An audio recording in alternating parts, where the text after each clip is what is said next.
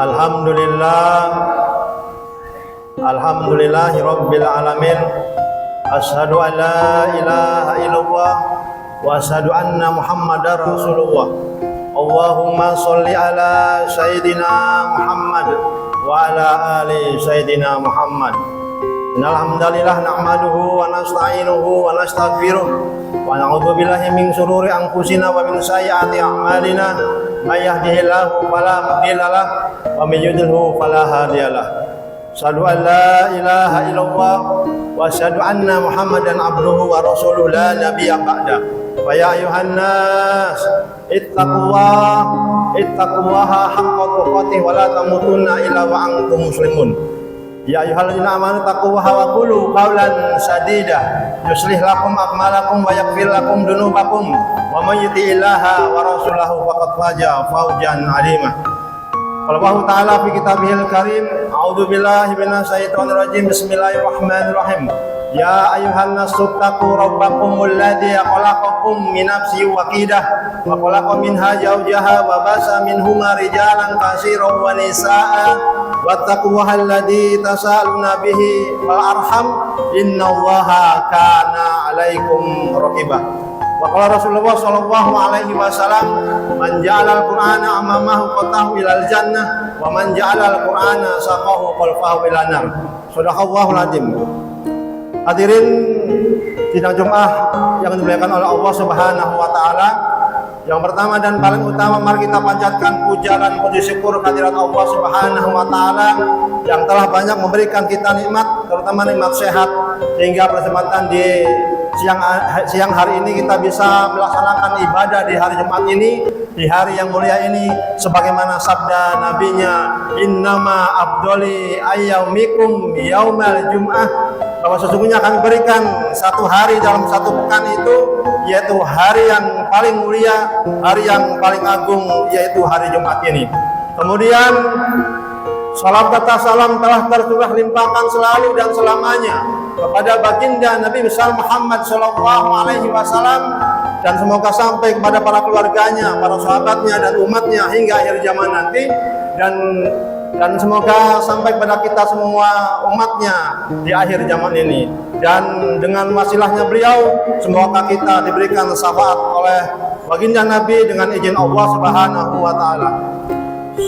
Hadirin sidang Jumat yang dimuliakan Allah Subhanahu wa taala, ketika kita sering berdoa di dalam zikir-zikir setelah pada salat, kita sering berdoa dengan doa yang luar biasa, yaitu Rabbana hablana min azwajina wa dzurriyyatina qurrata a'yun waj'alna lil muttaqina imama. Ya Allah ya Rabb kami, jadikanlah anak-anak kami, dzurriyyah, keturunan anak-anak kami itu, yaitu keturunan yang bisa menyejukkan hati, yang bisa menyejukkan pandangan dan hati orang tuanya.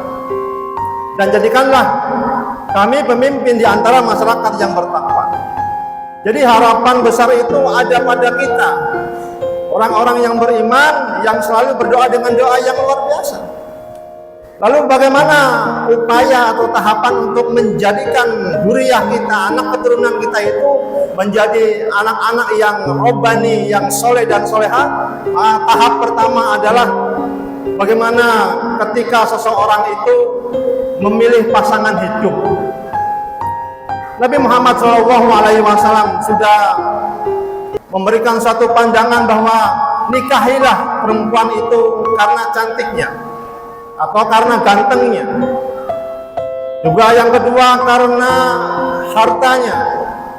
Kemudian yang ketiga karena nasab atau keturunannya. Dan yang keempat karena agama dan akhlaknya. Maka dari yang keempat itu, yang paling mulia adalah apa? Karena agama dan akhlaknya. Karena ketika seseorang menikah dengan pasangan yang berbeda, ya, dengan laki-laki dan perempuan, maka ketika dia menikah ada satu ayat-ayat Allah yang Allah sampaikan, wa min ayatihi an khalaqalakum min anfusikum azwaja litaskunu ilaiha. Bahwa di antara pasangan-pasangan itu adalah ayat-ayat Allah yang di dalamnya itu apa? Ada ketenangan.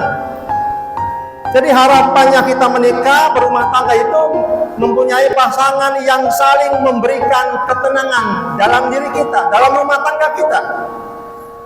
Karena sesungguhnya rumah tangga yang megah itu bisa dibeli dengan harta, tetapi rumah tangga yang tenang itu hanya akan didapatkan dengan ilmu dan kesabaran.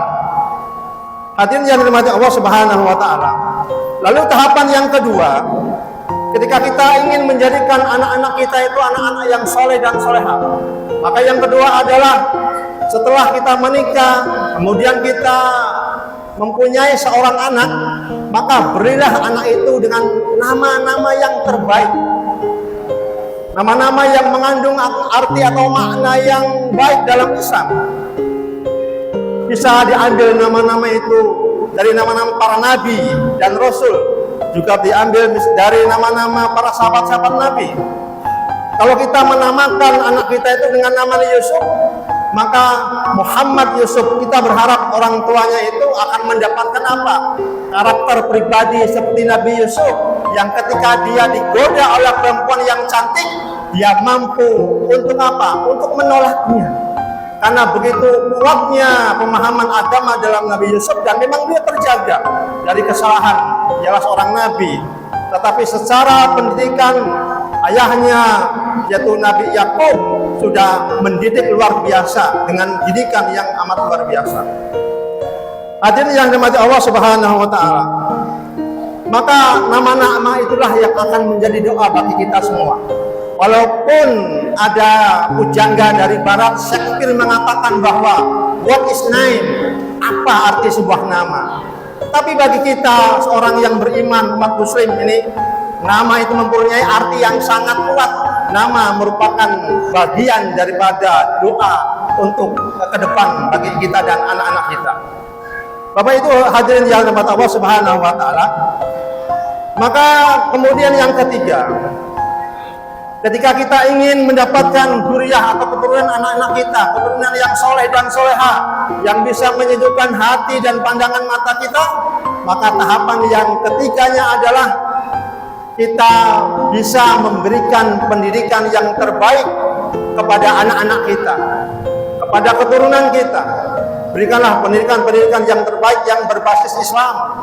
Dan hari ini pun banyak sekolah-sekolah yang menerapkan sistem kurikulum yang umum dan kurikulum yang syar'i, di mana bahwa di sana akan diajarkan tentang adab, akhlak, agama yang semuanya itu dalam rangka apa?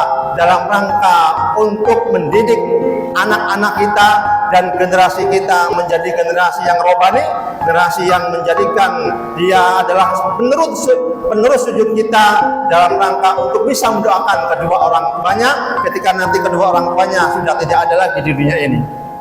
Dan yang keempat, yang terakhir, kita sebagai orang tua tentu kita ini berharap anak-anak kita adalah anak-anak yang soleh. Maka dari itu solehkan dulu diri kita. Solehkan dulu diri kita, jadikan kita sebagai orang tua yang soleh. Maka kesolehan kita itu apa? Akan ditiru oleh anak-anak kita. Dan yang kelima, bagaimana ketika kita itu ingin menjadikan anak-anak kita anak yang soleh dan soleha, maka yang kelima itu doakan dengan doa yang terbaik. Sebagaimana ayat tadi mengatakan, Rabbana hablana min azwajina wa dzurriyyatina qurrata a'yun waj'alna lil muttaqina imama. Doa-doa yang lain bahwa kita berharap mempunyai keturunan anak-anak yang soleh. Rabbi habli minas solehin. Ya Allah, jadikanlah anak-anak kami anak-anak yang soleh. Jadi ketika anak itu soleh, jadi profesi apapun dia akan benar. Jadi orang pintar, dia akan jadi orang pintar yang benar. Jadi orang yang biasa, dia jadi orang yang biasa, yang tidak akan maksiat gitu. Tapi ketika tidak soleh, dia jadi orang yang pintar, jadi keblinger. Maka itu doa Nabi yang Ibrahim yang terbaik adalah Rabbi habli minas solihin. Ya Allah, jadikanlah anak keturunanku anak yang soleh. Hadirin yang dimati Allah Subhanahu wa taala, mungkin itu yang dapat saya sampaikan, semoga bermanfaat bagi kita semua. Barakallahu lakum fil Qur'anil azim wa nafa'ani minal ayati wa dzikril hakim bima fihi taqabbal minni tilawatahu innahu wal ghafurur rahim.